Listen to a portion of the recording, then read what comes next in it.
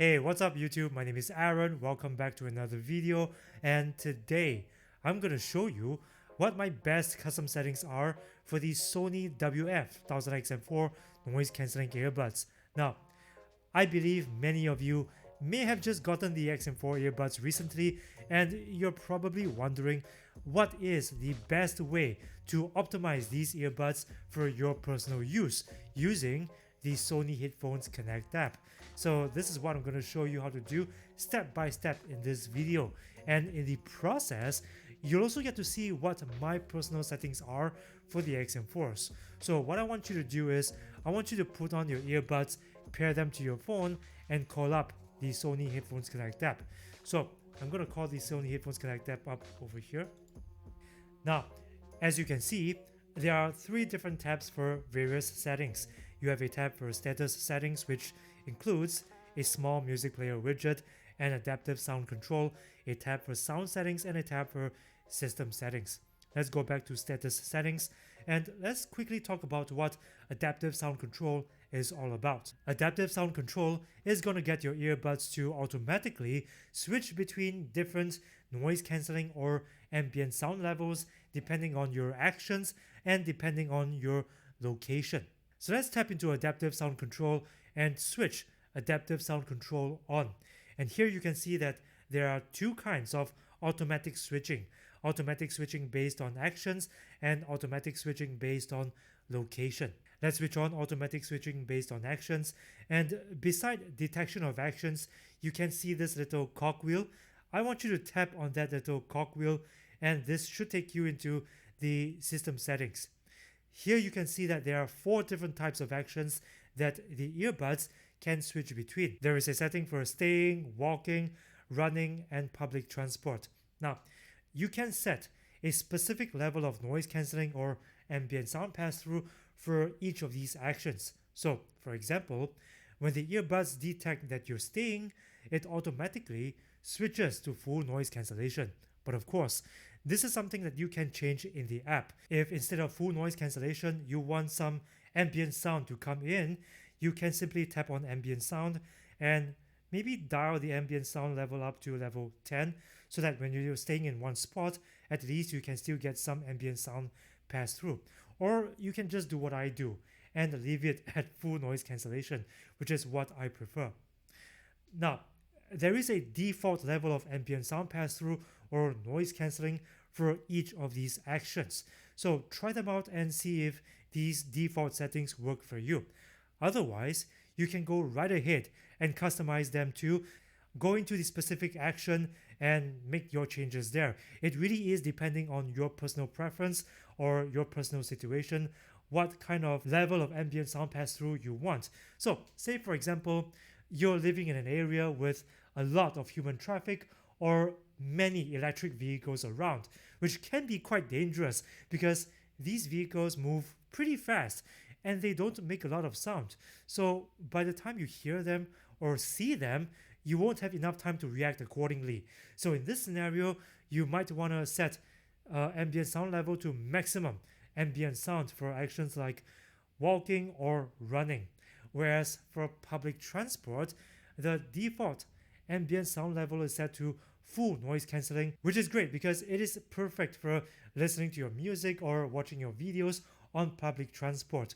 But if you're like me and sometimes you tend to miss your train stop because you can't really hear the train announcement through the earbuds, then it might be better to tap on ambient sound and tap on focus on voice while leaving ambient sound to ambient sound level 1, because this means that the earbuds will still be cancelling the rumbling of the subway train or the droning of your bus's engine, and at the same time still pass through human voices so that you can still hear your train's announcement.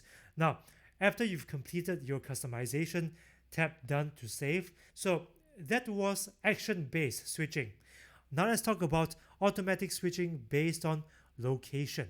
If you activate automatic switching based on location, your earbuds will automatically switch your preferred noise cancelling level or ambient sound level depending on the locations that you frequent. And this is based on Google Maps API, so it is pretty accurate, I would say. Now, say for instance that there's this shopping mall nearby that you often visit, and normally shopping malls are very noisy places, right? Well, maybe not now because of COVID, but in most other situations, these malls will be very noisy. What you can do is to manually register this shopping mall into the app, and you do this by tapping on this register from Mat button at the bottom, then assign a specific level of noise cancelling to that specific location, in this case, that shopping mall. So as soon as your phone detects that you're stepping to this mall, the app will automatically engage the earbuds into whatever noise cancelling level that you've set for this specific mall. Now, there is another way to do this, and this is by activating, well, it's already activated here, but you can activate learning of locations you frequent.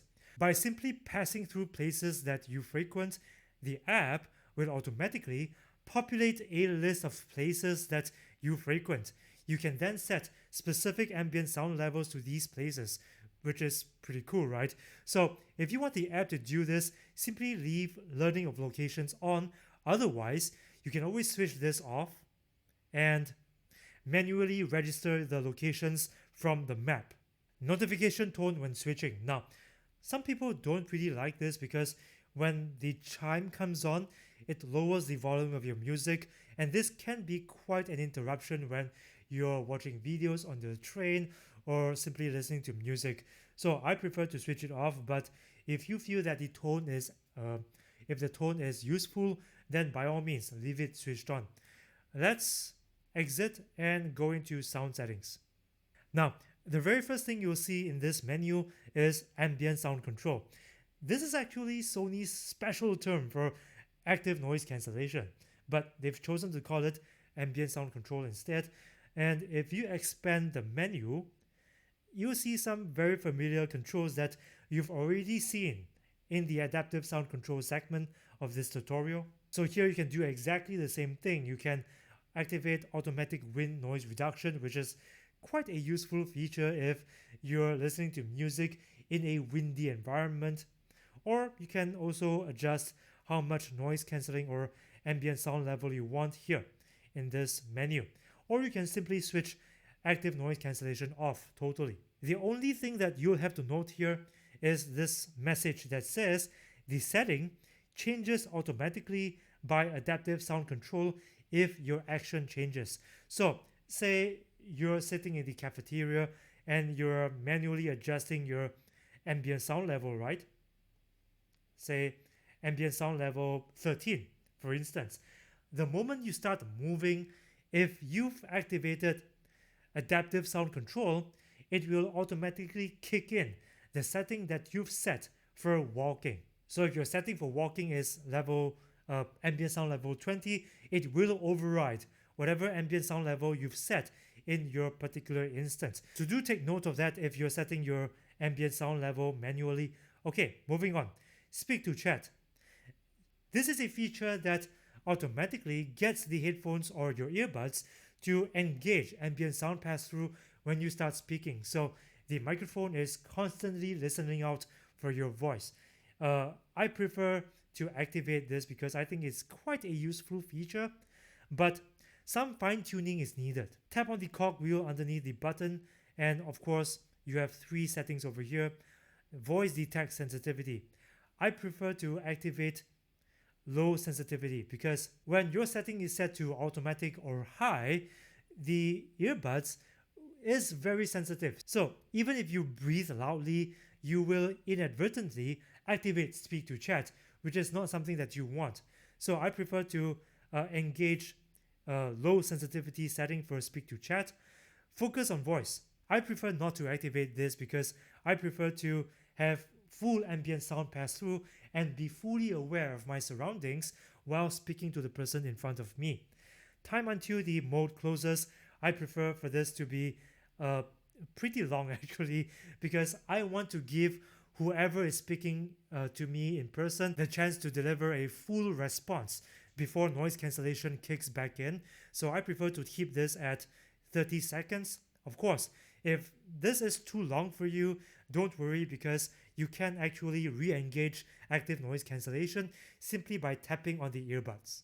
Let's exit. Okay, next, the equalizer. Now, for the equalizer, I will make another video in future that gives you the best custom EQ settings for the equalizer. So if you don't want to miss out on that video, please subscribe right now and ring that notifications bell so that you don't miss another video from this channel. But in this video, I will give a brief explanation.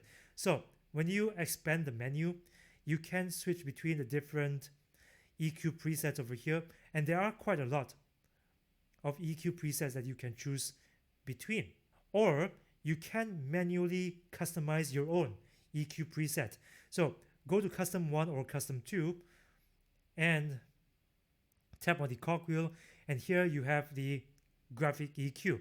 You have frequencies all the way from the lower mids up to the treble. So from 400 Hz all the way up to 16 kHz. And for bass, you have this clear bass dial. Basically, the higher you go, the more bass you'll get. The lower you go, the less bass you'll get. By default, it's set to 0, but of course, that really depends on your personal preference in terms of how much bass you want in your music. Let's come out of here. Okay, let's switch back to off. And next, you have Bluetooth connection quality. By default, it's set to priority on stable connection, which is good for most situations. But of course, if you want to enjoy better sound quality from these earbuds, you can switch to priority on sound quality. Now, this is more important on Android devices, not iOS devices, because on iOS devices, regardless of whether it's set to priority on sound quality or priority on stable connection, you will be getting AAC codec transmission, which is okay. But on Android devices, if you want to get better sound quality from your earbuds, select priority on sound quality, go into your Android phone settings, go into the developers options in your Android settings, and select LDAC audio codec, which is a much higher resolution audio codec instead of AAC. If you want to know how to do this, I've got some pretty in-depth instructions in this video over here. You'll also need to activate LDAC from your XM4's Bluetooth settings on your phone. Okay, next, DSEE Extreme. This is actually an audio upscaler, and it's available on both Android and iOS devices.